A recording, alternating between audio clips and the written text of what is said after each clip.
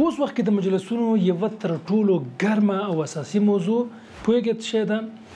ولا کرایه کور پسې ګرځم نه پیدا کېږي، په ګروي کور پسې ګرځم نه پیدا کېږي، او یا هم د پلور کور پسې ګرځم نه پیدا کېږي.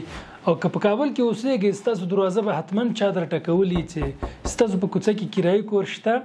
دا یوه ډېره جنجالي او مهمه موضوع ده په افغانستان کې. خو زما په نظر تر ټولو مهمه دا ده چې کله موږ پرمختګ کوو، پیشرفت کوو، موږ دغسې ایجادات ولرو چې د ټولنې یوه مهمه ستونزه حل کړی سو. دغه ستونزه چې مخکې مې یادونه وکړله او یوه ډېره جدي مسأله ده په اوس وخت کې، دغه ستونزه یولرنا ټکنالوژي تاسو ته حل کړې ده او د کور په نوم یو ویب سایټ او اپلیکیشن تاسو لپاره جوړ کړی دی.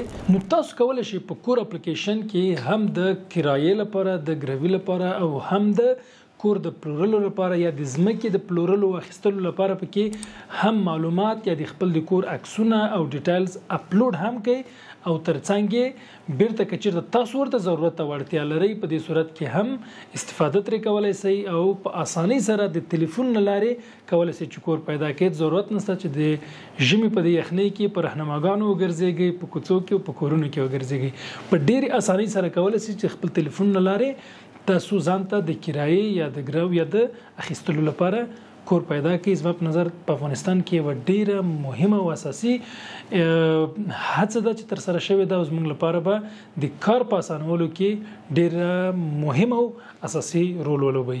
نو همدا اوس که تاسو یا کرایي کور یا ګروي کور پسې ګرځئ او یا هم غواړئ چې خپل کور په کرایه یا ګرو ورکړئ یا یې وپلورئ، نو کور اپلیکیشن حتما ډاونلوډ کړئ، استفاده ترې وکړئ او ګټه ترې واخلئ.